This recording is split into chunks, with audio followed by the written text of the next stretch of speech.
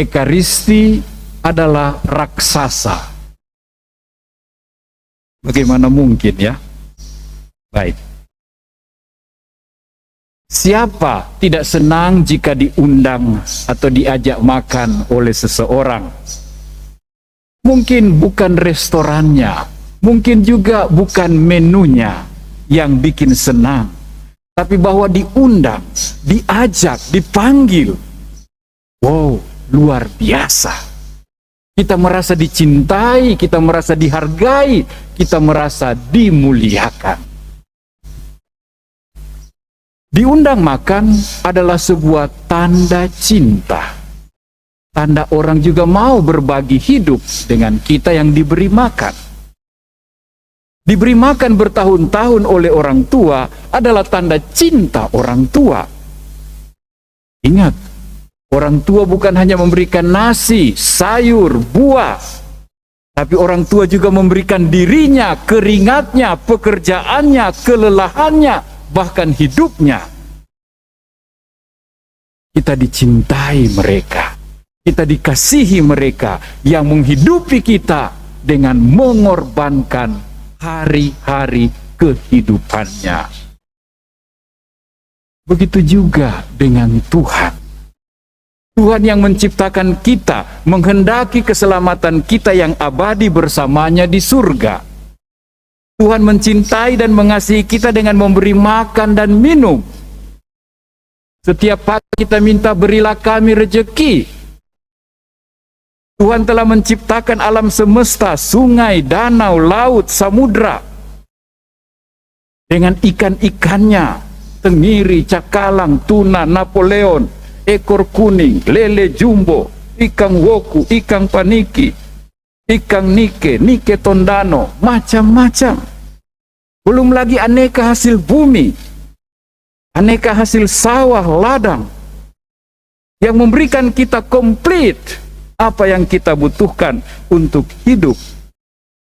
Tapi karena kita bukan hanya terdiri dari tubuh, tapi juga dari jiwa, maka untuk jiwa kita, untuk kerohanian kita, supaya bisa mencapai kehidupan rohani yang abadi di surga, kita juga membutuhkan makanan rohani.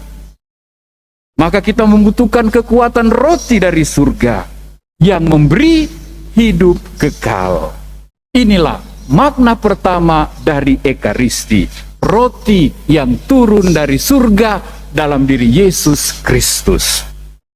Tadi dikatakan nenek moyang kita telah makan mana di padang gurun, namun mati. Hanya cukup untuk sampai ke tanah terjanji di Kanaan. Kita perlu makanan yang lain untuk sampai ke tanah terjanji utama, itulah surga. Dan untuk sampai ke surga, kita membutuhkan kekuatan, santapan dari surga. Itulah roti yang turun dari surga.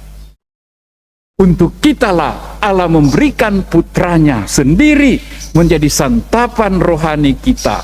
Makanya tadi Yesus berkata, akulah roti yang turun dari surga, yang memberi hidup kekal. Anis angelicus fit panis hominum. Roti para malaikat telah menjadi roti untuk manusia bagi perjalanan mereka sampai ke surga. Kita juga ingat doa pada waktu salve. Panem de celo prestisti eis, ut omne delectamentum in se habentem. Roti dari surga telah Engkau berikan kepada kami yang mengandung segala kesegaran. Saudara-saudari, berapa banyak orang yang merayakan Ekaristi dengan penuh cinta, penuh syukur dan bahagia, karena melalui pemberian roti dan anggur ini mereka mengalami dicintai, dipelihara, diberi hidup oleh Tuhan yang memberikan tubuh dan darahnya sendiri. Berapa banyak dari kita yang tidak bisa hidup tanpa Ekaristi? Berapa banyak orang tua, berapa banyak orang muda yang saat ini sangat sedih karena tidak bisa merayakan Ekaristi secara langsung di gereja. Berapa banyak martir, para kudus, santo-santa yang dengan bahagia meninggal sesudah menerima komuni kudus terakhir. Saya ingat ada beberapa umat Katolik yang entah kenapa pindah gereja lain, tiba-tiba menjelang wafat bisik-bisik, cari akang pastor. Mengapa? Meminta pengakuan dosa dan mau menerima tubuh Kristus sebagai bekal untuk masuk dalam perjamuan surgawi. Roti dari surga, yaitu Ekaristi, sanggup merubah manusia yang menerimanya.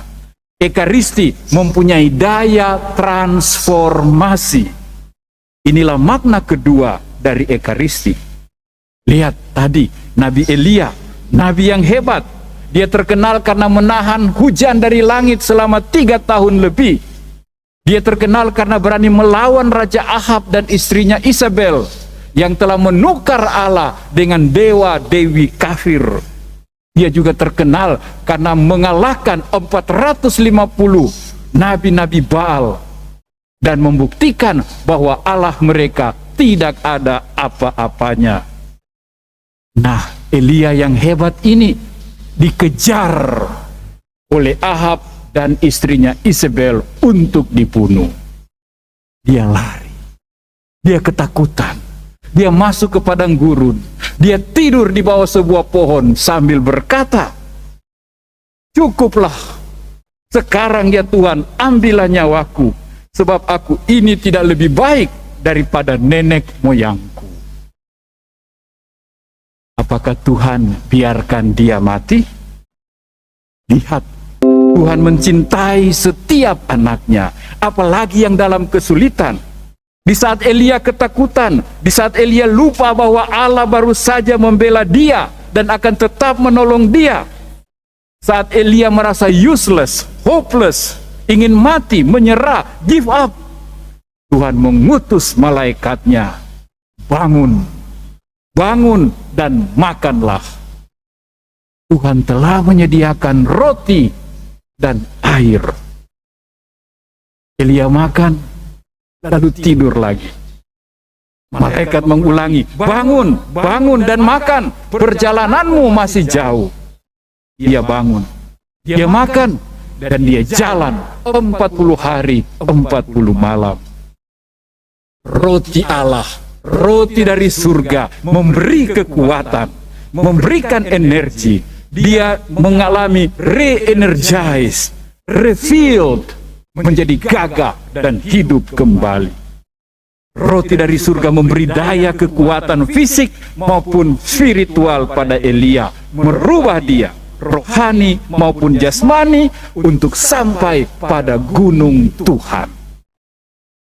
Kepada orang-orang Farisi dan orang Israel tadi, Yesus katakan bahwa roti dari surga akan merubah hidup kamu, akan memampukan kamu berdaya mencapai surga dalam hidup yang kekal.